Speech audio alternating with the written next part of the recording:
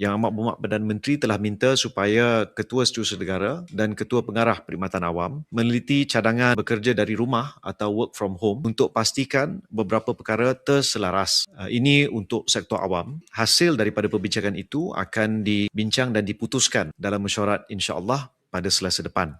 Yang Amat Berhormat Perdana Menteri telah mengarahkan supaya semua kementerian dan semua menteri melakukan sesi libat urus dengan industri di bawah kementerian masing-masing untuk mendapatkan maklum balas, pandangan, dapatan, kesan yang mungkin dirasai oleh industri tersebut akibat daripada pergolakan di Asia Barat.